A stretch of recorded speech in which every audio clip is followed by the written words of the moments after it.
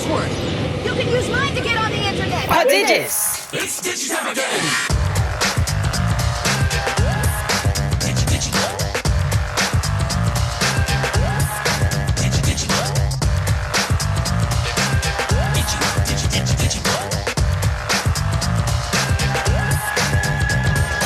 Welcome to Podigious, episode T1.3. There's the dub. Try Chapter 1 dub. Recorded September 15th, 2016. Barely. Just barely. 30 minutes left. A portion of this will be in September 15th. Will be in 2016. Yeah, it'll be that long. Podigious is your critically nostalgic analytical tour through the Digimon anime. I'm Jeff Ruberg, and today I'm joined by my only other Diginome, Ashley McDonald. Woo. Woo! Woo. Woo! Dub time.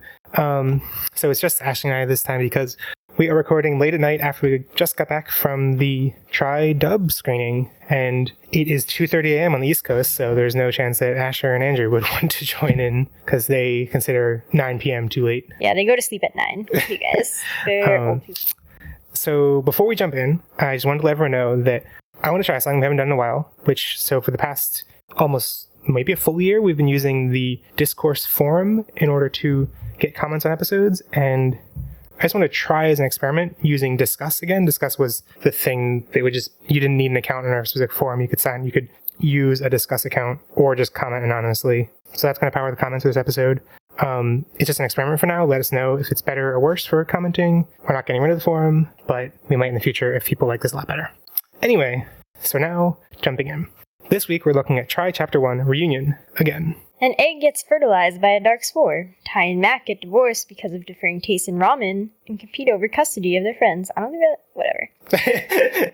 It's a Digimon movie, so Kari is busy at a birthday party. Kuagamon cancels Tai's soccer game and chases him around. Tai summons Agumon through the power of plot convenience, and everyone reunites with their Digimon at the International Airport. Except Joe, because he's obviously studying. The kids learn that, surprise, there's a new Digimon threat on the loose, that their totally inconspicuous teacher is a secret agent, and that Joe has a girlfriend. Also, Izzy turns his laptop into a Pokeball. Izzy gives Tai some Yokai Watch goggles, and the kids hang out with Totes Not a main character, and help her search for Totes Not a Digimon. Tai and Matt have an intimate Ferris wheel ride, and then Alphamon appears to wipe the floor with everyone, until they suddenly remember that there are forms above Champion. That should sound familiar to you, because we read that almost a year ago, 10 months ago, when this movie first premiered.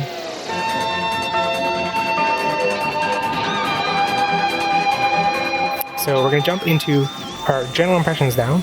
I wanted to start off general impressions by just noting, I think you and me, Ashley, my claim, I think we might be the only people who have seen this movie in Japan and in America. That's a big claim. It's a big claim. Do you think there are that many people that have gone between, maybe there are people who lived in Japan then and then moved to the US, but it's probably a small number, and they're also Digimon fans, enough to watch it both times? I think it's possible. I'm curious if you are a listener and you have seen it in Japanese theaters and US theaters. We'd love to know. If you have heard of someone else doing that, love to know. It's basically a claim we can never actually verify, but I think it's possible that we're the only ones who've seen this in both theaters. Please just shoot Jeff down. Just be like, shut up, Jeff. You're wrong. I don't know if that actually gives us a unique perspective on anything, but it's a cool thing that I want to brag about to myself. But anyway, general impressions. My impression is the movie, still not good, but the awkwardness was much more enjoyable in a native language. What do you think, Ashley? I disagree. No. Not any more enjoyable? I think in my native language, sure, I laughed more, but that just meant it was just that much more painful. There were definitely moments where I was just like, this is just so bad. I've seen this movie 5 too many times at this point. I don't think we've seen it 5 times. We saw it once. We saw it once in the airport in subtitled. Then we saw it in Japan. Then we watched it for again. The podcast. And this is the 4th time for me. But we had to get screenshots, so I feel like that was watching it again. Yeah, I do feel like, especially within a short amount of time, watching this movie over and over has diminishing returns because you just know what to expect. And it's the same jokes and the same parts that I enjoyed, but they're not that great to watch over and over again. But anyway, let's refocus our attention on the dub, because that's the important part this time. And I don't think either of us are really ones to go into a detailed casting breakdown and who's returned, who's different, and I mostly am focusing this on what I felt. And so the returning voices I noticed, Tai, Izzy, Sora, Mimi returning, and replaced voices were Matt, TK, Joe, and Kari. What did you think about all those? All the new people were awkward. All the returning people, I was like, oh, nostalgia. Like, it didn't feel weird that they were supposed to be older and they still had those voices. I was like, I accept that. I definitely found it, like, hearing Ty's voice initially in the trailers and at the beginning of the movie, I was like, he still sounds really young. But, like, after a couple minutes, it just felt totally natural. Which is also I felt with the new voices. I was like, these don't feel quite right. And I think for the most part, by the, a couple minutes in, it was just like, okay, this is natural now. A couple of them, I think Kari's continued to feel weird. I think because it was, like, too close maybe, like Uncanny Valley close. Like, Matt and TK and Joe, I think, were different enough that they... It was close, but also, like, at times not at all close, and you're like... That's kind of how Uncanny Valley works. It's, like, so close there, like, the differences are more noticeable. I suppose. As soon as I heard Matt's voice, I was like, no. I don't accept that. Did that stick throughout the movie? I mean, throughout the movie, I was like, it's not that bad, and then I was just like, no, I don't accept it. I think Matt has a very distinctive voice. Not that we've watched. I don't think his voice is in. I think his voice is only as Ice Devimon in Tamers, and we're gonna get it again in Frontier soon. But I haven't heard it in a while. But as I recall, it's very distinctive. It wasn't that it lacked the distinction of Matt's voice. It was just like that particular voice did not strike me as angry enough for Matt. I actually felt like it felt weirdly soft and like not masculine. I don't know if that makes sense, but like then like TK's voice sounded deeper to me, and I was like, it feels weird that TK's voice sounds deeper and more mature than Matt's voice, and that was strange. It was especially weird when like TK's voice. I think you first hear TK's voice when he's off screen, like Kari and TK are talking, and I think you might just see Kari or neither of them, and they're just not on screen. It's like, is that TK? What? That was my first reaction. But with both of those, by like a couple minutes, I was like, okay, I accept this. It's normal now. I mean, I did feel that TK and Matt had, if not similar voices, then complementary ones that made me be like, yeah, they seem like brothers. Oh, interesting. And as far as the returning voices, I think it's fair to say it's actually where I went into the movie, not wanting to be focusing on the casting announcements and minutia of who's back and who isn't and everything. So I kind of went in not having it all solidified in my brain. And then afterwards, I was okay, so who came back? I've heard everyone say most of them came back, but the humans is only half of 8. And that was kind of, once I realized, I was like, that's not really most. I guess half is good, but yeah, I think so. So the 4 returning kids, Tai, Izzy, Sora, Mimi, I think Tai and Izzy especially have like very distinctive voices, and it was like, oh man, like, hearing Izzy's voice for the first time too, I was like, oh yeah, you are Izzy. But Mimi, I actually wasn't sure it was the same voice. You disagree? Yes. I mean, I don't know what it was. Maybe it's that I haven't heard dub Mimi from the original in a while, but I was like, it felt a little like someone doing a really good impression of that voice. I don't know how to describe that. Okay, so how about the new characters? I mean, the ones that were done were Mako, Daigo, and Maki. Oh, Daigo's voice, I thought, did not fit him at all. Yeah, I don't know what I expected, because, like, neither of us, understand Japanese enough to, like, I don't think we're, like, comparing it to the vocal qualities of Daigo, Japanese voice actor, Seiyu, but, like, it just felt wrong. It just felt like not the right... His personality is that he's silly, and in Japanese, I feel like that is conveyed even if I don't understand Japanese, whereas this just seemed like he was a very serious man who dressed in silly shirts and you don't really know why. Yeah. I don't know. I think the voice direction with Daigo in particular may not have been stellar. Like, there's one, I don't know how this was, in the Japanese voice, but the one scene where, like, Ty's eating his donut and he has tears in his eye, like, he has tears in the corner of his eyes, like he's making, like, really pained expression, but it was delivered like there was no joking pain in it at all. It was just there was no joke to that scene. It was just kind of like, it's not mine anymore, I guess. But he said it in like a super deep, like, voice. Yeah. Like, I mean, that image I like because it's like, it seems so absurd for him to be like, I'm crying over you eating my donut, but like, it was delivered and did not come across at all. Isn't it a cinnamon bun? Oh, I guess so. I've been thinking of it as a donut. Anyway, But yeah, I mean, and that seems like something that is very possible that could have been missed, that detail. So I wrote it off as that, but I feel like it kind of sticks throughout Daigo. Anyway, all the Digimon we didn't really mention up to this point. How the Digimon all sounded great. I didn't really notice any Digimon that sounded off. I think Gabumon probably wasn't the same, but it wasn't that. It was like... Gabumon definitely sounded off. I don't know that it wasn't the same, though. Yeah, not sure about that. The one thing I noted here, though, was when Gabumon digivolves to Garurumon, that first reading of Garurumon was like, Garurumon! Like, it was really excited. I was like, oh, what's happening? I mean, I don't think it was bad. It was just like, I was like, I just chuckled. I was like, oh, that's really excited. Garurumon! Let's digivolve! More general impression stuff. The big thing we got out of this seeing in theaters was the audience reaction. And like I said before, we saw it in Japanese theaters, but Japanese movie theater audiences are kind of notorious for not, I guess, being super polite, not reacting in any way. And I think the one time when there was an audible reaction from the audience in Japanese was the Joe girlfriend moment. Yes. I can't remember at what point, if it was the reveal of Joe's girlfriend, if it was the faces directly after. Because definitely this time, it wasn't the reveal of Joe. There was some reaction for the reveal of Joe's girlfriend, but it was mostly the faces afterwards. Set people off. Yeah, we believe you. Yeah. Actually, I don't think it was the faces. Something that we were able to catch on to this time, it being our native language, was that I think it was the awkward silences that made the audience react a lot more at the time. There were a lot of awkward silences. Yeah.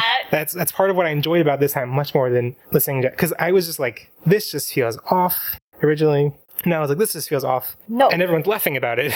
But genuinely, I was like, I don't remember it coming off that awkward in Japanese. Like, I remember it being slightly awkward, but it just seemed so much more awkward when it was like, I understand this language. I understand how dramatic moments are supposed to work here. Like how pacing. It's like everything was like just too, there was like an extra beat or two that was like, why are you holding on this for so much longer than it should be? Yeah. And yeah, I think there was one moment that I was like, I don't remember this being quite so long in Japanese. I don't know if it was actually true or not, or if that's just perception. I mean, that's so hard for me to square with, like, they definitely added dialogue to certain scenes. Yeah.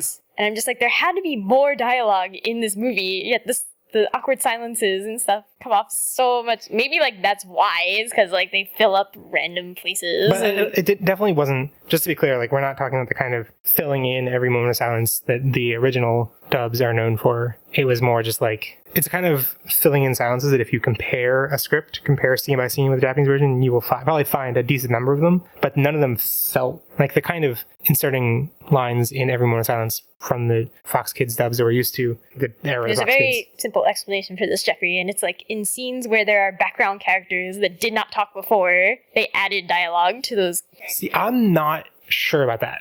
I think they may have been murmuring in Japanese and we just didn't catch on to it and it was never subtitled and we were just like, whatever. I'm not 100% sure about that. Maybe not in every scene that I'm thinking of, but I'm pretty sure in, like... Yeah, I'm not sure. Okay, the specific thing that I'm thinking of is when Tai comes out to text Sora, like he's going to his soccer game and he has the bike and he just finished texting Sora and then the movers are like, can you get around this? And it's like, all right, that's just a really failed joke, right? Like that's either they didn't say anything or they changed that line of dialogue to make it not make any sense. I think it didn't make a lot of sense if you're looking at the geography, but I think if you're not looking at the too detail, it's like, okay, yeah, there's a truck and he pauses and they're not sure why he's pausing. And he's pausing because he's looking at Mako, but they don't know that. Anyway, I don't know. I think that was them trying to clarify things and make things a little bit less awkward, actually. But what I was trying to say before is just that, like, it's not the kind of lines inserted that you feel like, wow, there have been tons of lines inserted. It's the kind of thing of, like, if you're comparing from memory or from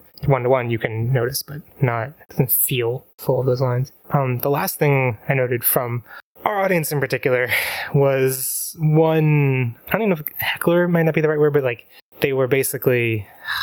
I don't know if this is like a universal experience, people who have been in anime club, but the anime club that Ashley and I were in high school definitely had this. The one person who felt the need to add commentary very loudly. And anyway, this guy in the movie theater would basically, the key moments I remember were when Agumon appears, when the Digimon are all lined up after Greymon digivolves, and there's one other one. But he basically like, Agumon appears and he's like, well, that was convenient, really loudly. And I think the first time everyone's like, okay. Second time, I think the third time there are people like Yeah, by the all the kids show up and you shouted the same thing. Everybody was just like, "Shut up!" So I don't think they were saying shut up. I think they were saying like, I heard definitely one person was like, "You're so funny," sarcastically. No, I definitely heard somebody say, "Shut up." Yeah, it was frustrating, and I'm curious if other audiences had similar kind of things. This was kind of frustrating because, like, yeah, audience participation could be fun, but it was one person, and that just made it frustrating. I don't know, I have sympathy for, I don't know, sometimes people do that because they are not capable of reading how everyone else feels about that kind of thing, and it's frustrating, but I don't want to just like completely vilify them. Like, they're terrible people. They are obnoxious, but like understand how that obnoxiousness forms. Anyway, maybe that was experienced people. They're the type of people that give anime a bad. Yeah.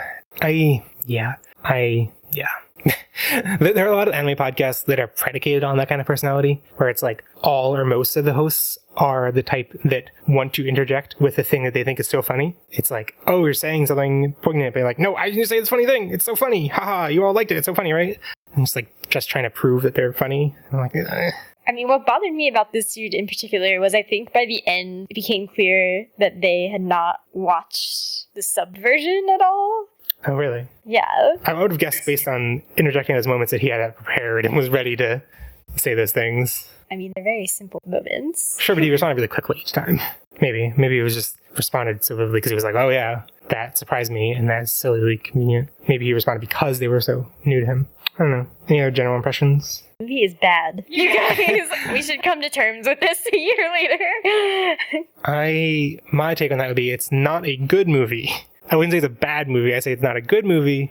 It's an enjoyable movie to fans. No, I was like, maybe that time I had to watch this movie 3 times, maybe that was just a bad, that's too many times. Like, it's probably better than I remember. No, that's a lie. It's a lie to myself.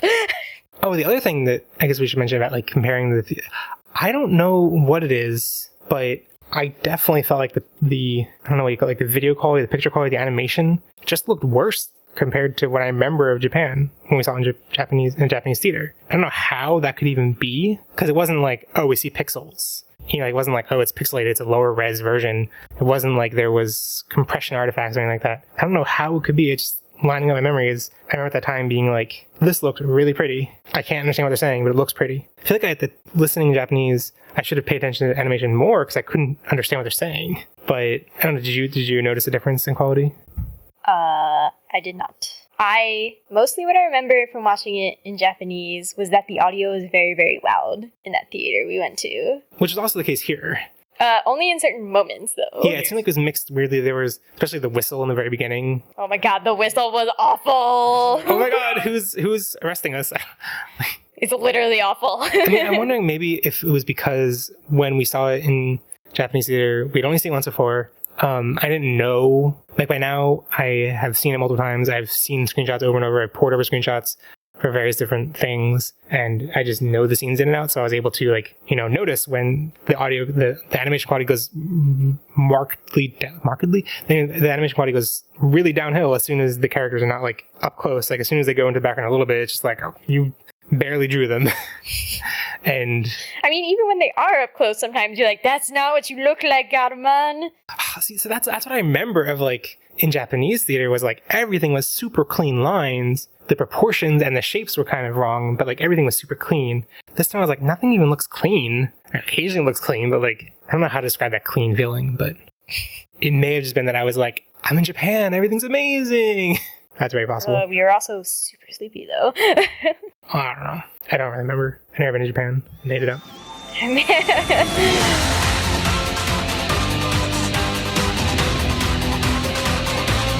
So now we're going to talk about the extras, the Fathom events, extra stuff that was shown with the dub. I'm guessing this might be the only time anyone was able to actually see these. I don't know if these will ever be posted in any other form, presumably when the physical release comes out, or however this dub is distributed, it probably won't have this stuff in it. So I figured people who haven't seen it are probably curious, and people who have seen it probably want to commiserate. So there are 3 main things. Before the movie, and I forget how long each segment was, but before the movie there was a preamble thing from Loot Anime, which is mostly a woman basically describing a list of, I think she described it as Loot Anime's 5 favorite Digimon. Yes. Anyway, we'll get into that. We can get into each of these in more detail. But there was that segment, and then after the movie, there was a bunch of people left during the credits because they didn't realize there was something after the credits. But then there was the, after credits thing from the actual movie, the thing where Matt walks away from Tai and Sora or whatever. And then there was the Crunchyroll post-show thing, which was Miles Thomas and another brand. So Miles Thomas is a brand manager at Crunchyroll, and then another brand manager, I forget her name, Tiffany something, I think. I'm not sure if that's the right name. Basically talking about the movie and about Digimon, their love of Digimon in general. And then they also showed the winners of a contest they ran several months back. I think it was around the time that Chapter 2 came out, which was send us a video about why you are such a big Digimon fan. And I actually heard stories about how they didn't send the prizes for several months after they announced the winners. And I was like, oh, that doesn't sound great. But anyway, it seems like this was the final end goal of it. They showed those videos on the big screen. And then after that, they did a preview of Chapter 3, which was like the first 10 minutes of the movie. And it was 10 minutes? 5. Oh, okay. I read before our movie started that it was 10 minutes. I was like, this is long, but... It definitely did not feel 10 minutes long. I'm frustrated about that. A lot of people are frustrated about that. We'll get into it later and why people will be frustrated about seeing something that is a good thing they showed us. Anyway, so now getting into the segments. First off, the Loot Anime Preamble. This was such a weird segment because it was basically they listed the Loot Anime's quote-unquote 5 favorite Digimon, which were going from lowest to highest. Leomon, Vmon, Gatomon, Poromon, which I don't even remember the name of, was Hawkmon's in-training form, and Metal Garurumon. And it's just such a random list. This list was garbage. The thing is, it feels very much like a single person's very personal list, very personal preferences, which is cool, I guess, to have. But it was presented as if it was like, we as Loot Anime as a whole have come together to make this list. And I was like, huh? Like, we don't have any reason to care about the, personal ranking of... It wasn't in a way that was like, we've made a ranking to reward the fan favorites that we know you're going to love. In a way that feels kind of vacuous, but it's like, yeah, these are the top 5 popular ones. And you're all going to be like, oh, yeah, Omnimon, yeah, Wargreymon. Yeah, I can't think off the top of my head, but those kind of things that they know are guaranteed audience are going to react for, which seems like the logical thing they wanted to do, they should have done. Anyway, the other thing is in listing Vmon, I think they gave a little bit of reason for each one of them. And for Vmon, she described as, Vmon's so cool because it digivolves into Magnamon X, which is a royal knight in Digimon Frontier, which is just so... it does digivolve into Magnamon with the whatever, Digi-Egg of whatever. And in the X Evolution movie, there is the X variant, which is Magnamon X. And Magnamon is a royal knight in that movie, but it's not where the royal knights in Frontier, but there are royal knights in Frontier. There's only 2 of them. It was just a weird, it felt like they Googled Vmon and oh yeah, it digivolves to Magnamon X. That's cool. Magnamon X, that's a royal knight. Royal knight, that's in Frontier. Cool. Let's just put it in a script. And it, I don't know how many fans in the audience actually know Digimon inside and out to know that, but it definitely came off vacuous to me. I also was like, why did they pick a picture of Gatomon without her tail ring? It was so weird. They probably found the first one that came up. I don't know. And if you haven't been thinking of Gatomon a lot lately, you probably forget that there's another one which has a tail ring. But isn't the tail ring the default one? I don't know. Depends how you Google image search, actually. Jesus. It was also just weird to start off that way. It was just a weird introduction. And I actually tweeted about this, but sitting down in the theater was cool hearing people talk about Digimon. Just hearing discussions about oh, I watched the original Japanese, or I like Frontier, or that kind of discussion. I was like, I'm not used to hearing this. But then as soon as there was a person on the big screen talking, just mentioning the word Digimon, I immediately went back to being 10 years old and being like, Digimon, this is a thing I should be embarrassed about. I don't know what it was, but I was just you're a grown adult saying the word Digimon, which is super bizarre because we are on a podcast now talking about Digimon way more in depth, way more nerdy, way more geeky, and ridiculable than that. But for some reason, I don't know, I still am embarrassed by Digimon. But whatever. And in general, I don't think we're really fans of Loot Crate. It was cool that they funded this in some way, helped make it happen, and they, promoted Digimon stuff for the last crate. But the stuff that was in it was not good. And it seems like everyone who got it is not happy about it. And yeah, their business model seems to be predicated on that. And that doesn't seem great. Don't give in to the FOMO. So the next thing, the Crunchyroll post show was basically a huge mess. So basically it was, like I said, Miles Thomas and Tiffany Crunchyroll talking about why they love Digimon. They show the winners of the video contest. And then they said that chapters 1 and 2 on Crunchyroll. And then say there's a trailer of chapter 3. And then the first 5 minutes of chapter 3 start. So before we get into like criticism, I just want to say that I don't blame the individuals. I don't blame the people at Crunchyroll for making it. I imagine it was incredibly difficult to coordinate this between all the different companies, between Toei, 11 Arts, Loot Crate, I don't know, like all the different companies that must have been involved in making the segment. It was also probably expensive to coordinate, like just the time required to get everyone on the same page was probably not worth the investment for producing the best segment possible. But anyway, so the things that are wrong with it, they started their segment and they were just talking about the movie, talking about why they like Digimon, and there was no reason why. They weren't like, and here's why we're talking about why we love Digimon. They were just like, we're just talking about why we like Digimon. And a bunch of people just left because they didn't give any reason to stay. It was kind of like talking heads in a like totally candid, and I don't blame them for being candid. I understand it's like really tough to make a video like that, but a bunch of people were like, this doesn't seem interesting, and left. They should have just started off by being like, okay, if you stay to the end, you're going to have a teaser, but no one was interested in saying because they didn't present what was there. And then, so when they describe, they basically say like, they make a pitch and they're like, chapters 1 and 2 are on Crunchyroll if you want to keep watching. They don't explain that it's like the sub is on Crunchyroll.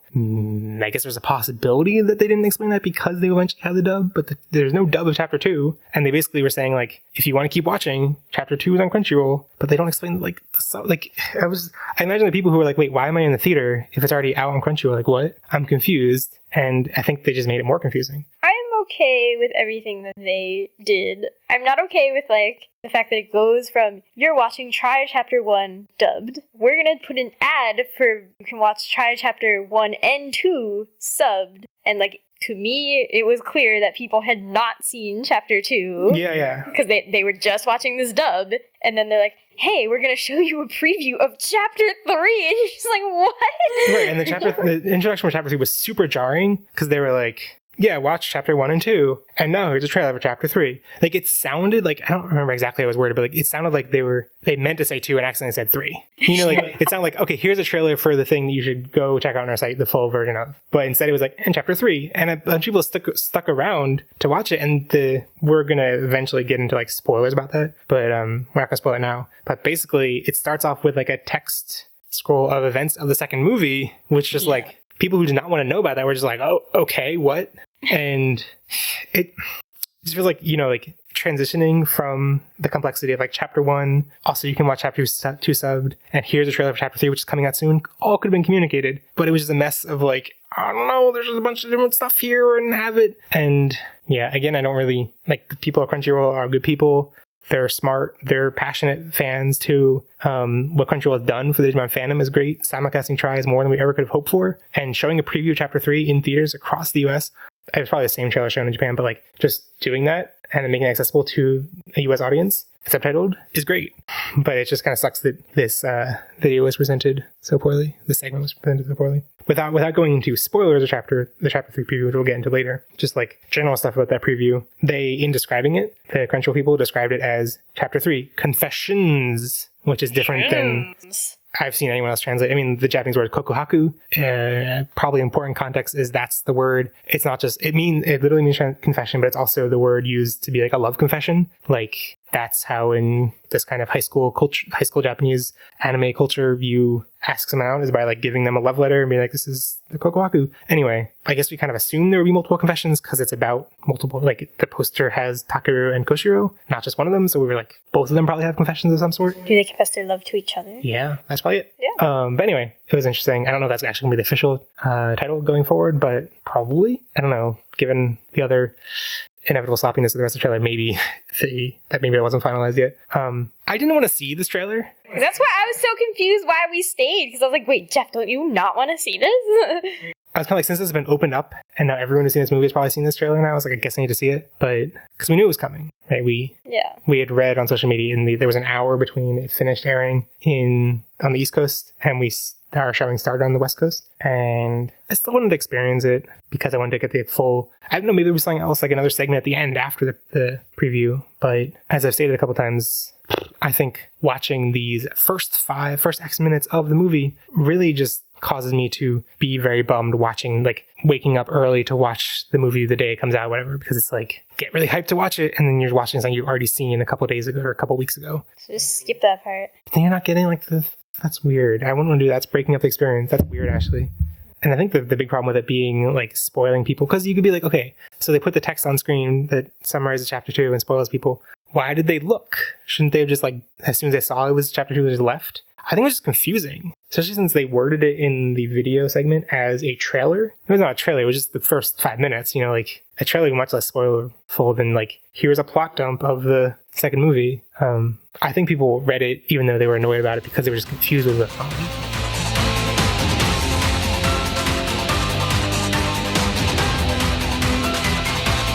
First in-depth topic about the dub. I labeled this big choices. Big, okay, that's ne. These are the kind of things that we wondered about how they were going to handle. And in general, I've been like participating in some speculation in the past couple of days in getting hyped for this premiere because it's just like the challenge they have doing the dub is like really I mean, there's a whole wide range of potential audiences and we had no idea who they were going to make the dub for. You know, like if they made it exactly like the Fox Kids days, then that would upset people who wanted a more literal, pure, you know, adaptation of the Japanese version. If they made it just like that, they would alienate people who wanted something that was like the humor of the old days. It seemed like no matter what they do, they would upset some people, and people wouldn't be happy. People would be alienated, whatever. So I was really curious how they're going to handle it. I was worried they would try to do some like failed chimera mixed approach, doing, you know, like a little bit of the Fox Kids humor, but not messing up, but not trying to change things too much in a way that would just completely fall on its head. Is that not what happened?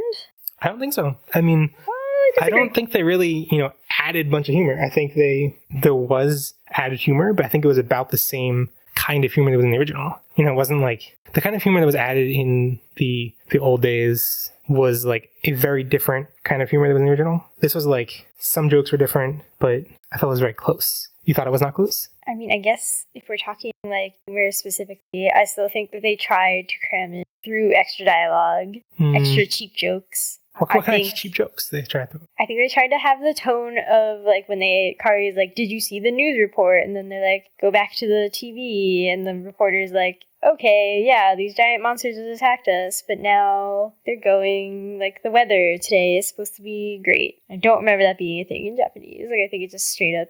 I think that's, like, very delivery specific. I wouldn't retry that song we wouldn't pick up on. And, you know, if it's just text that says the same exact thing. I also refuse to try to, like, I see that music is a separate segment, but I refuse to believe that, like, them doing the really awful remix of the Digi-Rap in the beginning is not them trying to, but then otherwise keeping the diegetic music that was in the original. That's not what diegetic means, actually. Whatever. Diegetic means that it's like freaking midnight. Diegetic means that it's like music that also yeah, played I know in what the it world. means. Oh, okay. Just the score. Yeah, so I did have music as a separate segment, but I mean, we can just transition to that. I think that's the one area where they really just were like, we're going to put one thing in this movie that like a lot of people are going to be like, this is terrible, but we're going to make it because it is terrible. Sure. I mostly agree, but we're going to try to make it similar to a thing from the old version that people will relate to. I kind of my main critique with that, if you're willing to alienate some portion of the audience with a crappy, you know, throwback song, I think it would have been a much better fit to have it as the ending song. And Cape Butterfly, I can see how they'll be alien to people who don't know Butterfly, but it's one of the consistently most popular anime songs in the past several decades in Japan. Well, not several decades, but like in the past couple decades. And like clearly there's something that anime fans like. I get that like the audience for the dub like this in America is different than anime fans in Japan, but like there's a high probability people who've never heard the song Butterfly will like it when they hear it the first time. And I think most people agree that, is it I Wish? I can't remember which one is the ending song. Uh-oh. I just think it's not as loved as Butterfly. And I also think the lyrics of like, and the tone of Digimon Back In works. I mean, it wouldn't work super well at the end of this, like, it ends on a somber note of like, we won, but kind of, was it really worth it in the end? And it would have been weird to be like, Digimon are back again, woo! But like, but I feel like that is a more fitting tone to end the movie on than like... I mean, the beginning of the movie also didn't fit the tone of the song at all. It's super jarring in there. I guess it fits the mood of the audience who is excited to see Digimon, but it's also super weird because it's like, it ends on a note, like saying the line, Digimon are back again, when no one in the movie has seen a Digimon and doesn't for a while. It's just like, the Digimon aren't back again yet. Like, what are you talking about? I mean, they could have done this song. Like, fine. You want to make a silly Digi-Rap to replace Butterfly? Fine.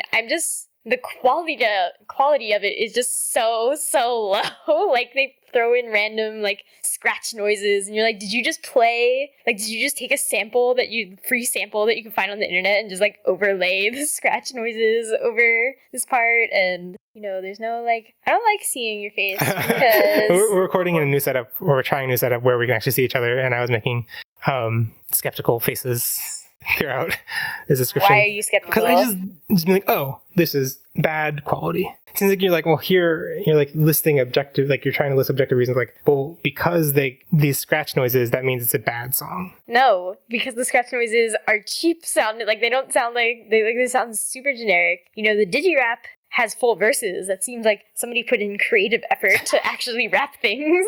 This is just like has barely any lyrics. They put no thought into. They're just like, whatever. I don't know. I think the thing that really rubs people the wrong way, or dubs people the wrong way, we spent like 20 minutes trying to brainstorm a pun by looking up all the words that rhyme with dub and all the idioms that involve those words. So anyway, I think it rubs people the wrong way not because of the like scratch noises sounding cheap or the lack of like complex lyrics. I think it's just the tone. It's the cheesiness, the like Digimon, digital, like it's like, it's not like, I feel like the things that it's much darker than the original sort of songs that it's going for, which it didn't fit to be. I don't know. We all agree we don't like it. What disappoints me is that there are moments in it where I'm like, this sounds like it could become a cool song, and then it just never does. It's just but yeah, so other music things aside from that opening song, all the other music is intact in the movie, which was actually kind of something I was looking forward to, them changing up I guess I understand that goes into a really tricky territory of like adding, weird creative decision making to, it complexes the whole localization thing if they were going to change some music and not all of it instead of flopping it all out. But the music, I remember being one of the worst parts. There were definitely good tracks, good score moments in the movie, but there are so many where it's just like falls flat. And I feel like I was able to better parse seeing it in English and, understand what they're saying, not having to read subtitles, why they fell flat. And I also kind of informed by a recent video from Every Frame of Painting YouTube series that is talking about the score used in all the Marvel Cinematic Universe movies and how they are very bland and people don't remember the music from those movies. And one of the things it argues is that YouTube video argues is that they don't stick with people because the music just follows the obvious emotion. When it's a humorous scene, there's humorous music playing. When it's a emotional scene, there's just like, I don't remember the components of the music, but it's like very like the high note strings when this kind of thing is happening. Anyway, it doesn't really add to the emotion you're supposed to feel, except in rare instances. And that's why I feel like this movie, like instead of the music ever being used to lead the emotion of a scene, it was almost always following the emotion of a scene. And what made that stumble often was that it felt like it was following poorly. It felt like it was trying to reflect the emotion you're supposed to feel from the other indicators, but just failing. Like when Tai is being chased by Kuwagamon, there's like, at parts it's just silent in a creepy way, but it's like clearly not supposed to be like, oh, and it's like Kuwagamon's being loud and attacking things, but there's no music for some reason. And at other points there is really dramatic music, and it just feels like it was mixed weirdly instead of being purposeful.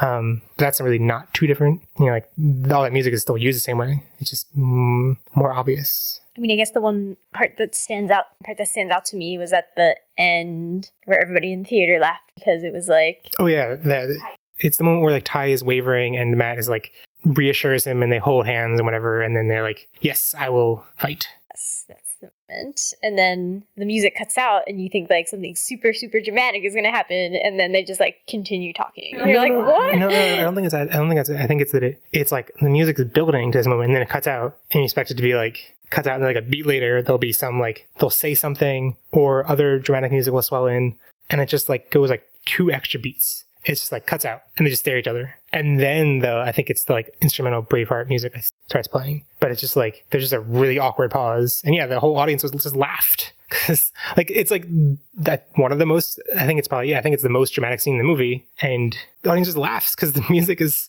so poorly placed. And it definitely wasn't something we experienced in Japanese theater, because I don't think they would laugh at all something very like that. Silent Japanese. Yeah. We chuckled at Joe. But and it was definitely something we didn't pick up on in the sub, because we were just like, this is awkward, not like, this is so bad it's funny. I'm also curious, like, his things that were so bad they were funny. I wonder / worry that they were only funny because we were in an audience of people also laughing at them. On my own, watching on my TV with no one else in the room, I kind of doubt that I would just laugh at a moment like that. I'd probably just be like, this is bad. Yeah. I mean, it's definitely been my experience going to see like the Hunger Games with super intense audiences at midnight showings was always that my feelings watching it with them and being influenced by their louder reactions definitely changed my viewing. And then when I watched it by myself, I was like, whatever, it's just a moment. So the last big choice they had in the dubbing I wrote down was Odaiba, which is not a word you ever hear in this dub, which, sticks with, they never said it in the original English dub. I think the word, I forget the exact wording, but I think they mostly called it the waterfront district or the waterfront shopping area, I think were the phrases they used. Like, we need to evacuate the waterfront district or the... There was one point where they were just like the international air, like there's some way that they referred to the airport that I was like, you would say the airport on a broadcast? That's a different topic, actually, but yes, Haneda Airport. They never say the word Haneda Airport. They say the international airport. That definitely is skirting the line of like, I guess if you were in a city that had an international airport and a domestic airport, you could just shorthand refer to the international one and the domestic one without their names. You could. So It would be awkward, and it was awkward here. And it's especially awkward because in the Japanese version, Haneda Airport is not the international airport. It's the domestic airport with a couple international flights, which bothered me, but probably doesn't bother anyone else, and I shouldn't worry about it. But it only bothers me because I had, what's the word for a far-fetched theory about it being some metaphor for the digital stuff, crippling their local interactions, but not their broad foreign interactions. And now they switched it in the dub. But that was always a far-fetched theory. That was a far-fetched theory anyway.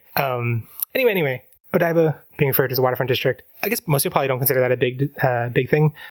I guess it's new for them to even refer to it as a waterfront district is a good choice. That's a really smart thing for them to call it if they are really set on not, whoever came up with that terminology is smart. If their guideline is they don't want to say Odaiba to confuse people who don't understand Tokyo. I can understand it's confusing to be like, they live in Tokyo, but then there's this thing called Odaiba. And that confused me too for a while, that how Tokyo is such a big city that basically the districts in it are city size or kind of are their own cities. In some classifications, things like Shinjuku is a city, Shibuya is a city, and Tokyo is a city of cities kind of. Odaiba is not quite as big as those really, but it definitely is weird. And Odaiba, I think I forget what the classification is, what type of locality it is. If it's I don't think it is a district, because I think there's Odaiba and there's Daiba. And then, anyway, I forget that distinction, but I think colloquially they all just say Odaiba, but they might just say Daiba. Anyway, but the thing that bothers me about it is just how much Odaiba has a special meaning in the fandom community, that basically every level of Digimon fan who participates in an online community refers to August 1st as Odaiba Day. And I am not going to get nitpicky about this. I feel like it's a win for them to just not make up the Japanese city that they're in or whatever. They would never make up what they would do if it was the original dub was just say the city or downtown. They changed it to Heightened View Terrace or whatever. Okay, and they did keep that. They refer to the Heightened View Terrace incident. What bothered me the most about whether they wanted to pretend it was Japan or how much Japanese they wanted it to be was that they didn't change any of the text in the movie, so it was all in Japanese. Yeah. And the one scene that is really kind of actually matters is when Tai is typing on his cell phone to Sora, and he deletes something, and you're just like, well, but wait, what part did he actually delete? Because I don't think he was even I don't think the dub was saying exactly, I don't think it was correctly saying what he was typing. So then, well, correctly, literal. Most people, they assume can't read the Japanese to know that it's different. Right, but then when you delete it and that's a dramatic moment, yeah. It's what? I guess to frame it as another one of these big choices, they never put up English text. They first of all never put up subtitle text, showing that it's a different thing in English, and they never replaced text with English text. So there were a couple of moments where that is clear, and the cell phone one was one of the most prominent ones, because what they do instead, for the Japanese one, I don't think there's any dialogue in that. You just see him typing, and you see him deleting, and you get everything that's going on. But to get that across without putting in English text, they have Tai read what he's saying. So yeah, if you're not really familiar, he then deletes something, so if he's just speaking out loud, you don't know what he deleted from his just paragraph he just read, like. Well, I think it's like you assume that he deletes the last part, but then I think in what he said in English, that didn't exactly make perfect sense. Like, it wouldn't have made the message make any sense. Right, I mean, what is the sentence ender in Japanese isn't necessarily the sentence ender in English, so I could see that would make sense to delete a certain part in Japanese and not in English.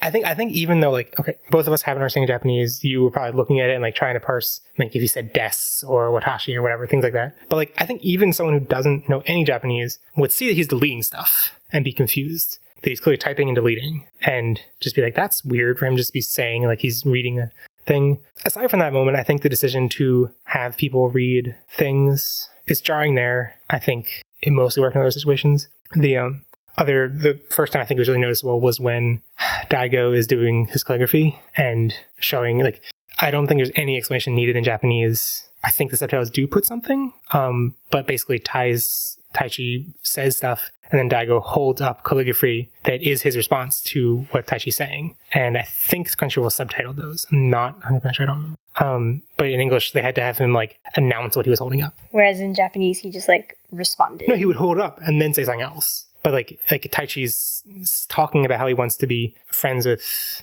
I forget exactly what he holds up there. I think it might be like international relations, the two kanji he holds up. And the second one is dream. But he doesn't, like, explain, and that's why your dreams or whatever. He's just, like, he's talking about dreams and he holds up the dream kanji. You know, like, I don't remember him actually need to explain it or anything. I don't quite remember the dialogue was, but I don't know. It was like, I feel like it mostly worked for the Daigo scene. And the last instance of not replacing any text that was really weird that I remember was the screen that Maki has. Did they even call her Maki at all in the movie? This is what I was confused. I was like, do they say all of their names at any point? Did they say Himekawa even? They definitely say Nishijima a lot. They did say Nishijima. Mr. Nishijima. But I don't remember if they mentioned Himekawa or Maki by name. But anyway, her screen of the Digidestined, all the names are still their Japanese names. I mean, they're written in English characters. But, like, yeah, but it said, like, Koshiro prominently. Which that is in the English canon, in the English dub canon, is his name. Remember? Izzy is his nickname, his last name. But nobody knows that. So I guess that's not a plot hole quite, but were there any other times when they had to read things to the text was Japanese? I can't remember. And even in the original Adventure US dub, there were times when there was Japanese text that was not translated, and you'd be like, they're at Heightened View Terrace Station, and there's kanji that says Hikari ga Oka, or something like that. But, like, that was always, like, in the background, and it was never prominent. Like, sure, but this is like, all right, clearly the text is important. Like, and it does feel weird. I mean, I don't think either of us is too familiar with, we don't really watch anime dubs for the past several years. It might just be like, that's like a taboo thing to do, to mess up. I'm trying to think to mess up the text. I guess, but if I was going off of manga, like, sure, now the trend is you don't want to mess up the background things, but you put a subtitle next to it for the important ones.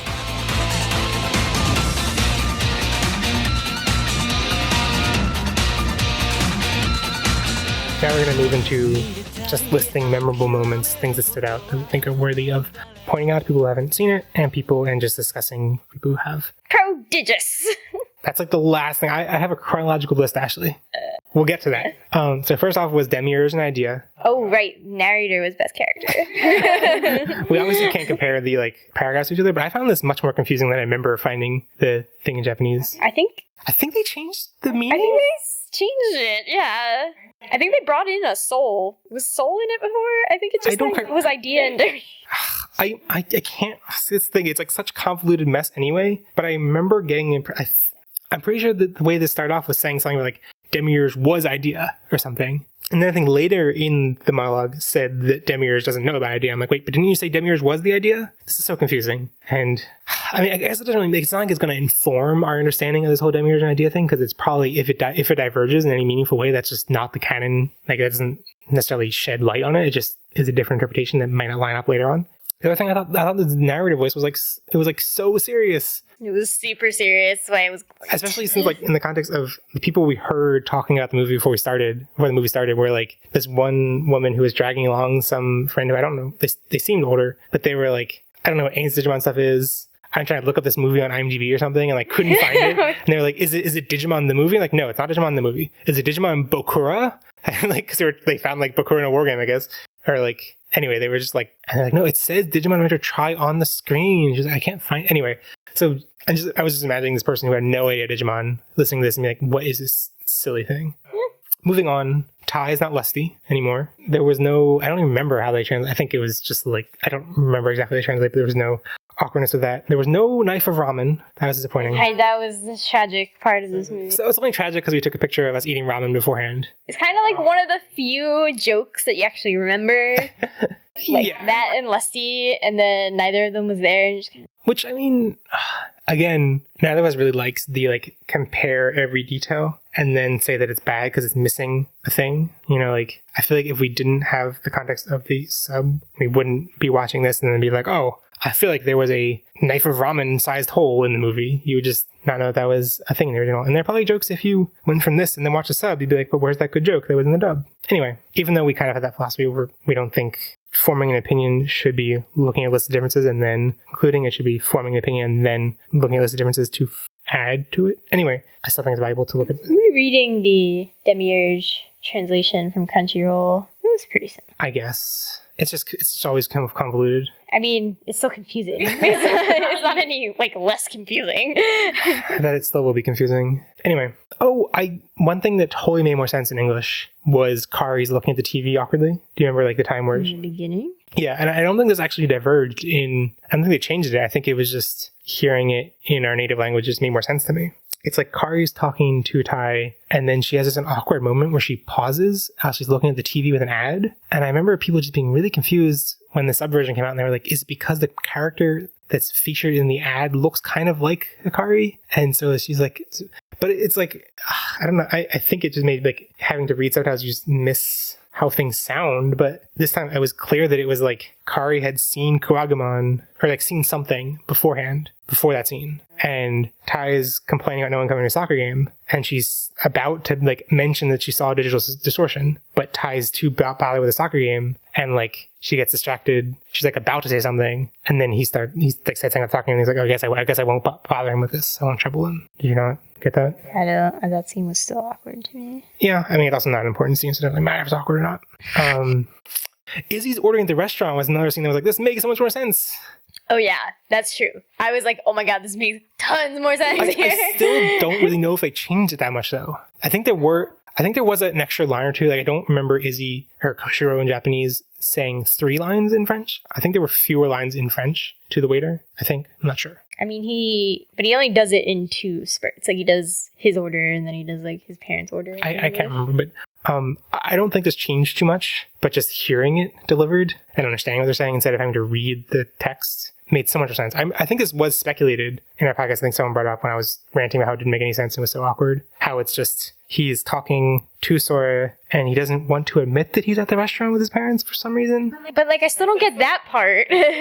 I can only reason, like, he's awkward on girls. He has a crush on Sora and, like, doesn't want to, like, reject her call. I don't know why he couldn't just, like, say or later. That's still awkward. But, like, I thought it was so much more awkward with, like, is there digital interference? There's no digital interference. It's just Izzy Koshiro ordering in French and Sora being confused because she's hearing French and doesn't think it's him. I mean, I thought that was pretty clear in the original. I don't know. I guess because there were those other confusing things, I didn't know what was, you know, like, but, like, hearing it, like, well, there's no other way to interpret this. The other things are still confusing, but didn't get mixed up with those. Oh, TK's line, I forget exactly what it is in Japanese, but when he, like... To Matt? Yeah, when he says, and Takara says to Yamato, like, you'll always be my number one or something. Yeah. I was like, I don't know the context of the Japanese, whatever he said in Japanese, but at least the subtitle made it seem like it was, like, the super, like, flirty thing, which is, like, really funny for him to be flirting with his brother. Yeah, it was much funnier in Japanese. Right. In English, it was literally just, like... Yeah, well, I won't let her get between us. It was like a kind of like a Yoko Ono breaking up the band thing. It was like, what are you doing, TK? Why'd you say that? Yeah. It was really awkward. It didn't come off as cutie funny. Right. Like it did. Yeah, I feel like his face was going for a cutie funny, like, you'll always be number one, no wink. Yeah. I was also waiting for the audience to react at the idea of him calling multiple girls to cancel, but I don't think anyone picked up on that. No. Yeah. Which is kind of sad. Oh, I think one of the first big audience laughters at things that weren't supposed to be funny was when, I think this was an added line, was when he first ponders the destruction that Quagamon causes, and he says something like, if he keeps destroying things, then people will blame the good Digimon. And I think it's just the way he says... I have so many feelings about the way that Tai's conflict comes off the way that in they English. I think because the added lines, I think they did they're going for trying to make it a little more understandable. See, I don't feel that it was confusing in Japanese, and I don't feel that they're trying to make it more understandable in English. I thought it was much more just like, it came off as much more political to me in English, like much more overtly political. Like, oh no, they'll see the bad Muslims blow up stuff, so then they'll blame the good Muslims. And I was like, but like then the conflict is kind of like, you should sympathize with Tai, but you feel like in the movie that you shouldn't. It's also very reductive still. So I also don't think the movie is telling you shouldn't sympathize with Tai. I think that, but it's also weird because that theme of like the good, I think they did totally tweak how that comes off. Like, it comes off like, it's really his first thought about the destruction being about, like, you said, a good role model is more like what happens in the second movie with Mimi being like, I need to set a good role model so people will trust the good Digimon. And I feel like that makes a lot more sense to be after the wake of the destruction, that they've seen how the media reacts, that she's like, I need to set a good role model. We still have plenty of issues with that. But anyway, here it's just like, that's your first thought as soon as destruction happens. It was weird. The line itself was too earnest. I think it was like, they'll hate all the good Digimon. And I think it's one of the first time I say Digimon in the movie. People were just like, this sounds so silly. Yeah, I guess that is weird that would be his first thought, because you, at that point, think... I mean, for the most part, he's just like, I don't want to hurt other people. Like, it's not about who they're going to blame in the Japanese, I think. I think that is like one of the components of their discussion, but it's not the like. I think it's not the first one though. Yeah, I feel like this one, by making it the first one, and I think they bring it up a couple more times. I'm not 100% sure, but I think it becomes kind of the focus. Yeah. In a weird way. Weird, especially since it's more addressed in the second movie, in the Japanese version. It's a little strange. There were also, in addition to the audience laughing at things that were funny, at things that were not supposed to be funny, but there were also just like audience reacting with awe moments. And the first one of those was when Agumon talks the first time. Okay, legit, that actually was I mean, in the Japanese, it's kind of like watching it in Japanese for me. I was like, well, I didn't watch the sub version enough to have nostalgia feels, but hearing him in English, I was like, oh, I actually have nostalgia feels because you've been talking like you used to. Yeah, and I mean, like, Agumon's voice, listening to in Japanese, yes, I recognize you as the Agumon voice from Adventure Japanese version, but not enough to be like, have a strong emotional attachment to that. I'm like, yes, that's right. But this is like, oh, that's right. You know, like I'd forgotten what it sounded like, and then I was reminded of it, kind of. I was like, oh yeah, that's what it feels like to have you two talking to each other and stuff. Yeah. I guess also that's like a totally different experience that you don't get in the Japanese version. If you like are fluent, understand, recognize the voices, have nostalgia for them, you never get the original kid voice actor speaking to the original Digimon voice actor, which we got. Yeah, I mean, in some ways that makes more sense because they're a lot older. Yeah, it does in some ways. But it felt good. But it felt okay still. Yeah. It did not feel wrong. It definitely did not, like, I could see some interpretations, hearing that Tai sounds like he did. Like, his voice hasn't changed much. But it's like, it feels like a little kid in an adult body. It didn't feel like that at all. It really doesn't. Yeah. I was worried because just hearing people talk about the first movie after it came out, subbed, everyone mentioned the moment where they're lined up with their Digimon as being the really emotional moment. Oh, it's still so bad. No, I was proud of the audience because they weren't like, oh, they were like laughing at how awkward it was. Oh, yeah. Because it was framed super awkward. So much of this movie is framed super awkwardly. And that just becomes more apparent when there's not a language barrier and there's not you spending time reading subtitles to understand things. You know, that moment didn't have subtitles, but being fully immersed in the audio and visual, I think it's more obvious. I mean, I definitely thought the whole between Kawagamon and them like leaving that fight scene, I was like, this whole scene is just so strange and weird. It is. I didn't write down like any differences in the dub, but like the whole like them and whether they do or do not interact with the FBI, not the FBI, you know, like the government agents. I think they did. Yes. No, I don't think it was added. It may not have been added because I think Tai's lips move, but like he asks Nishijima something and then it cuts. He's like, Nishijima, like, who are you? Who are you? I think that's actually I mean, maybe that is what I'm talking about, but it's still frustrating because, like, sure, we get the context. They tried to ask for information, which I think maybe in the original too. But it still frustrates me because I'm like, if you wouldn't just ask once and then give up. Like he wouldn't just like, There's a whole car ride. who are you? I'm not telling you. Okay, cool. Now we're here. I don't know who he is, but like we're here. Like, and then they just like they never try to find, like they're like, we need to question him, but they don't try and find him in the field. Like when they're in that field and all the agents around, they go to Himikawa eventually. They're like, we need to find him, but they never try to. They don't. Anyway, it's all awkward. The whole thing's awkward. I think this time watching it, I was kind of like, okay, they were broadcasting, like some news was broadcasting the Greymon versus Kawagamon fight. Yeah. But then nobody ever focuses on the 8 kids that have Digimon. And I guess the implication is that like the government agents have interfered because they are all standing around and like being bodyguards. But I'm like, how did that? That's not a thing. That would, like, the media would still be like, okay, I'm gonna push harder to like get in there. I mean, in a lot of ways, the representation of this government agency is very similar to Hypnos and Tamers, and something they definitely spell out that Hypnos can do in Tamers, which makes no sense, is control the media and be like, pretend that make this event not happen. Which, like, I never got the vibe in this that they do, but if they are implying that's what their power is, then it's super weird that they, like, if the government agency can control what leaks to the media or whatever, or, like, make things get deleted after, and it's weird that then, like, there's also this conflict of them... How the media portrays them? Right, because, like, if they also have an ally who can kind of control that, that's kind of weird. Like, does that imply that the government agency is trying to frame them poorly? Maybe that could be a thing. That could be evil. Could be a thing because we do think Maki is evil. Yeah. I don't think she's evil. I have other theories. Okay, for you. Oh, I think the thing then... Oh, wait. When they're in the car ride back, Mimi asking if Izzy liked her, that was much more blunt than I remember the line in Japanese. I can't remember exactly what it was in Japanese. I remember it being similar in Japanese. But it was like, do you have the hots for me because I'm so foxy now or something? No, she describes Ty and Matt later as foxy. I don't think it was here. She says something about, like, I've gotten so hot. Oh, wait, but we gotta talk about speaking of foxy, we gotta go to the dialogue when they're eating, so what do they, I mean, it's a similar discussion in Japanese, right? I don't remember that discussion very well. I remember the discussion of, like, Ty and Matt. I don't remember what the Digimon talk about. I do remember the Digimon talking about, like, who do you think is cute or something? But so the line you're talking about is when Mimi is like, Ty and Matt have gotten so hot. Who do you like, Sora? She says they've gotten so foxy. And then the Digimon start talking about that and they're like, what does foxy mean? Gatone's like, I prefer Lynxy over Foxy. Yeah. So like, what? And then like one of them's like, well, this person would prefer Cheetah-y. And you're like, what's happening? I think Beamon says Sora would prefer Cheetah-y. I'm like, what is that even? What is that? Like this? What does that say about what Beamon thinks about? Am I missing an obvious joke? Is it like the color scheme of cheetahs? Is it is there some like euphemistic reputation of like, I don't... Sora likes fast people? What? Like, is it like, are cheetahs associated with soccer players? I think they just wanted to name another cat.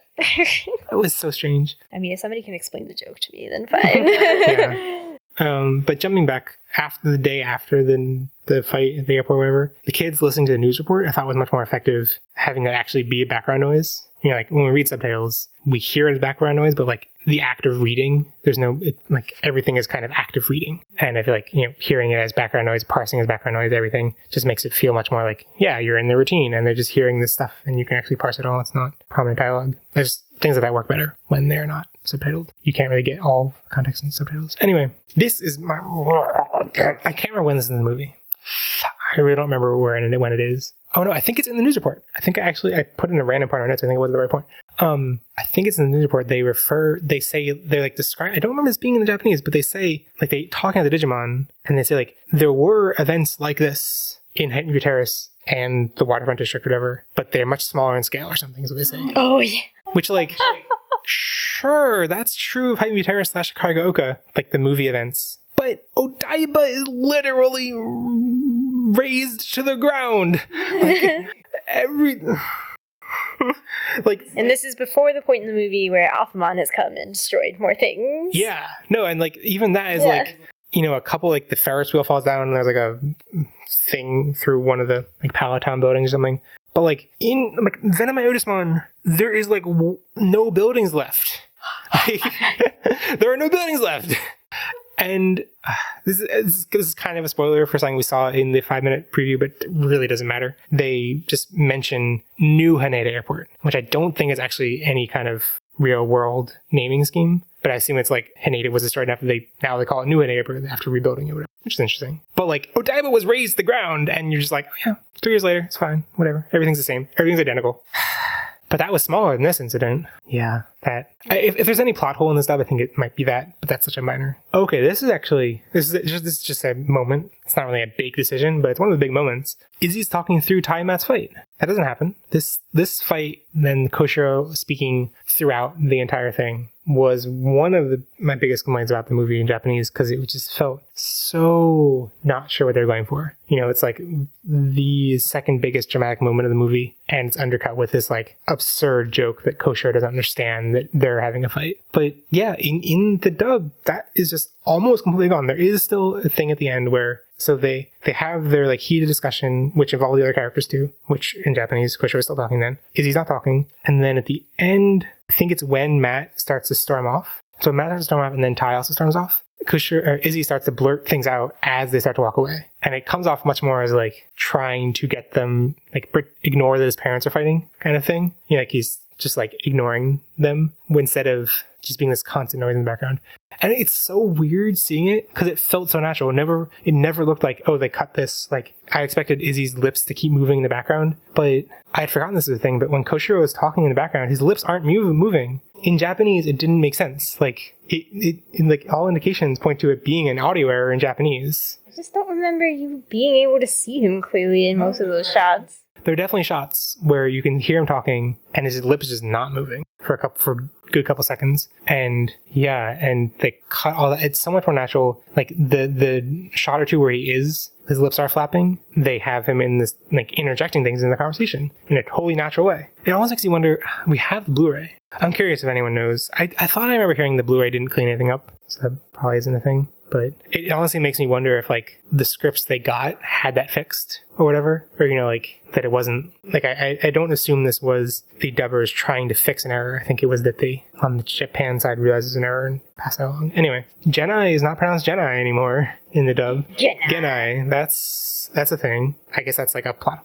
I don't know. Whatever. That's inconsistent with how they've pronounced names before. That kind of sucks that that institutional knowledge did not get passed on, but whatever. They stopped referring to Genai as a walk-in, and now like the subtitles refer to him as the walk-in, which is always super awkward because we're just, I guess, supposed to imagine this person just walked into the office and told them information, and they kept referring to him as the walk-in, but now he's the informant, which makes more sense. Still kind of weird, but Tentomon's concern over Koshiro being fashionable in the dub is now he's concerned / proud that Izzy's buying his own clothes. Still a funny moment, a little bit tweaked, but like still the gist. Yes, yeah. I kind of like this more though, like the humor of him being so ashamed to still be like, it was more about him wanting to get his own clothes than needing to pick out the right clothes. But yes, the big moment, Izzy said Podigious as soon as Omnimon formed. Podigious. That was a... We were all waiting for it. Yeah. It's weird because it does feel much more in line with the original dub sensibilities, but I guess things like catchphrases are important enough to retain. The last thing I noted, okay, Dan, oh god.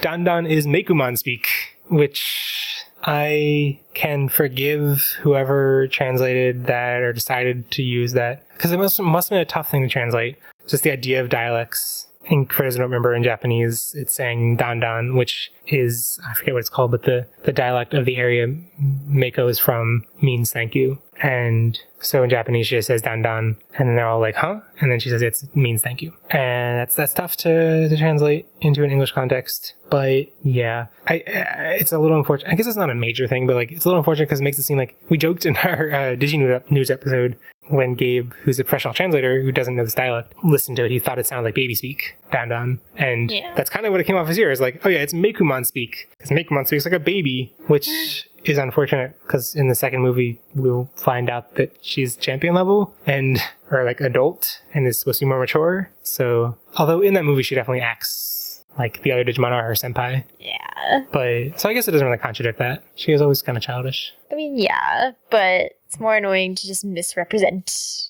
culture. Yeah, but there's no way that, I don't know.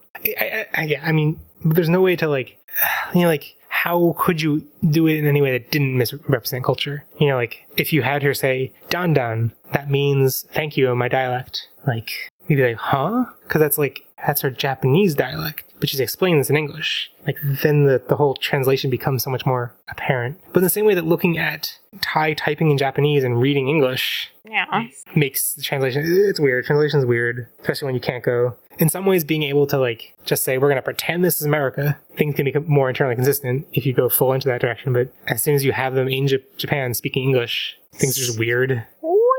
Which is, it's not just a dub thing. Once you have like Code Geass and you have people who are supposed to be speaking English in Japan speaking Japanese, those things happen there too.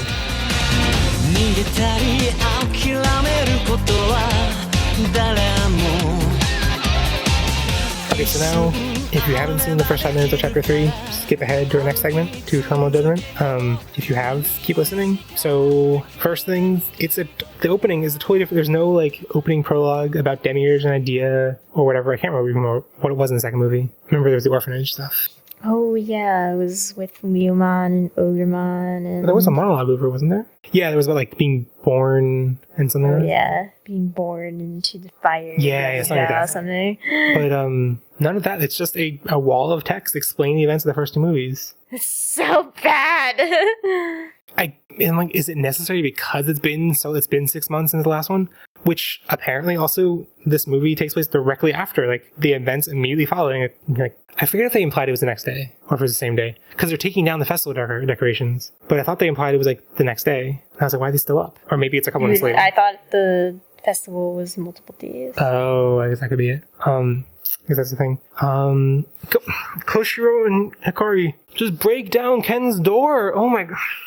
I'm so mad about this. At this point, we were like, I was just talking out loud, but like in the movie, because just like they're like, oh, Ichijoji Ken, like his door, he's not answering, he's not home. No, just break down the door. Like, where are his parents? Why didn't his parents? Because they don't exist. I don't know. Until the scene of them actually trying to look into him, my leading speculation was that it was the whole chain of memories thing where they've had their memories replaced and they forget the Zero Tree kids. But maybe seeing him trigger those memories somehow? I don't know. I think they just have little care about these children. That was also a funny, like, seeing everyone be like, oh, it's him? Exactly. It's like if you watch the second movie, you'd be like, of course it's him. Like, that was funny. Oh my I still think, like, as much as it sucks to have that, like, a bunch of those events spoiled, like, I feel like it isn't enticing, like, to see this such a, like, somber, like, Mako just, like, in shock, and, like, the team kind of, like, falling apart, kind of, and, like, would be in, it's like, what happened in the second movie to get to that point, you know? I gotta say, her name being Mako, and then Meikumon, somehow in English, is even more like, no, I don't accept this. Really? Yeah. I definitely found it much more confusing to parse than in Japanese, because there's a confusion of, like, the way the COO in Meikumon is spelled is not how it's pronounced in both Japanese and English, how you would pronounce COO. Like, actually, I guess, and it's because it's Kun, like Maine Kun. Yeah. But, like, if you're reading Japanese, COO would be Ko. So I was always like, is it in Japanese Meikomon? No, they're saying Meikumon, but it's officially romanized as Meikom. But if you read, like, Japanese materials, it is spelled with, like, ku, katakana, but then written in English as ko, pronounced ku. So I was always like, it makes sense. It's internally consistent, but it's confusing.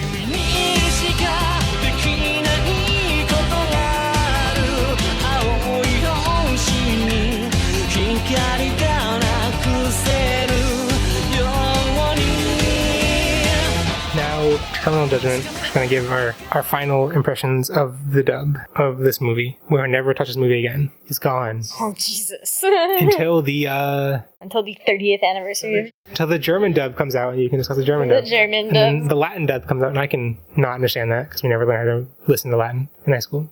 So our Terminal Judgment, I don't think my opinions shifted much. I think I'm really happy about it. It was, not my favorite movie. I don't really like the movie that much. It has some moments that are really funny. I think it's weird. The moments that I think I consider my favorite in the original don't carry over to the dub very well. Like the ramen scene. I can't remember others, but I still really appreciate hearing the dub voices for the nostalgia. And I think it adds to the awkwardness to not have subtitles. And I like it overall more. And it doesn't have those moments. I like those peaks. but I still generally like chapter 2 so much more than chapter 1. So what's your terminal judgment? I definitely liked this less than watching it in Japanese.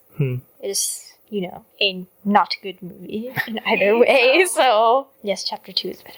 I guess I was just really worried that this was bad, and I'm like, it's good. It's a perfectly fine dub. Yeah, it's a good dub. I was really worried because I'm pretty sure I think this is just from Jeff Nimoy's, I think he described this when he first announced that he was in it, and then he had to delete all these posts that mentioned the story, because he wasn't supposed to announce that. But he described going in to record, and I can't remember, he mentioned the director's first name, the ADR director, and he didn't know the last name, and people with the will and stuff looked into who they were, and they've never directed anything before. I think this is the first thing they were directing, publicly or whatever. So I was like, this doesn't bode well, but it came out really great for that. And, it definitely didn't seem like this seems like it's directed poorly. Not that I guess we would really know what bad direction sounds like. Good dub.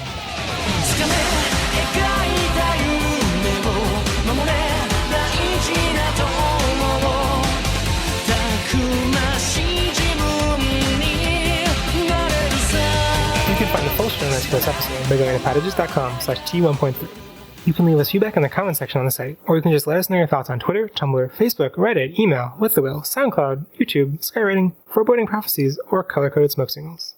Podigious is made possible with the support from our awesome Patreon: Amanda Angelman, David Grauman, Diab Jomon, Jack Santa Agumon, Joe Keto, Justin Blaine Davis, Kailunaman, Kaiser Washi, Sam Kiwagaman, and Stevie Patman. If you want to support the show on Patreon, you can get some cool rewards, like access to a private Slack chat group for $1 a month, monthly stickers for $5 a month, and early episodes for $10 a month. Reaching our next goal will allow us to make podcast episodes about movies related to Digimon, so check out patreon.com/Podigious to help us out. If you want to make a one-time donation to the podcast instead, you can PayPal us at www.paypal.me/Podigious. You can find Podigious on Twitter, Tumblr, or Facebook to keep up with the Digimons and get funny images and GIFs related to the show.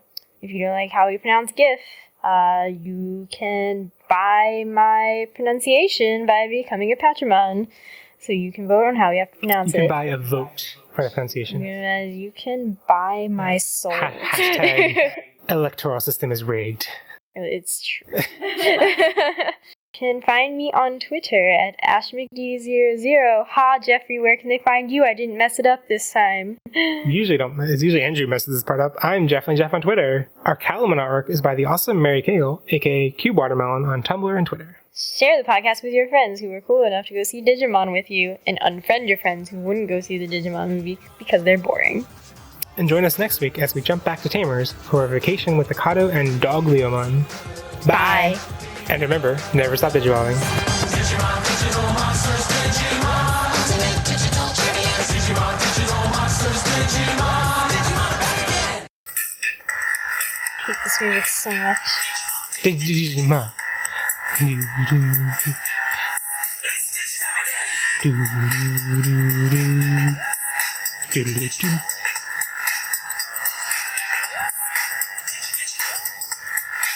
How long do we have to do this? The other point I had was just, why, if Tai just used the goggles on Meikumon, like if he just looked at Meikumon with the goggles. The goggles? Does he use them in No! Chapter 2? Oh. Is he even in Chapter 2? Kai in Chapter 2? I actually don't remember. I mean, I know he gets Kabedon by Matt Yamato. Now, this makes it...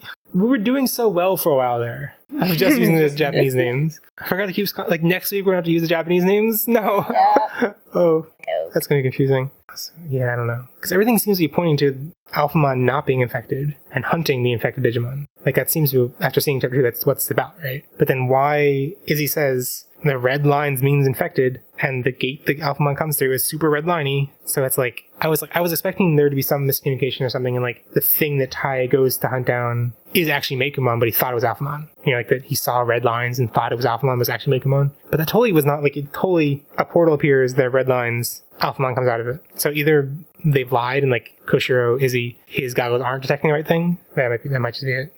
Also, another note. I mentioned the whole chain of memories thing, memory manipulation stuff, and I had totally forgotten we talked about that. Someone, I forget who, sorry, on Twitter mentioned that, like replied to one of our posts about that, saying like, I think it might be a chain of memories situation. And I was like, this was like a week ago. I was like, that's so smart. I totally think that's right. That's like so smart. Wow, that's a great idea. And then I listened back to our Try Chapter 1 episode, and we totally had that idea. I was like, wow. I think I had that idea too, and my memory's been erased. Boku dake ga nai machi. My brain erased. Yeah, I got it. We're not. The brain without you in it. Yes. Okay, we've been recording too long. Digivolve your differences.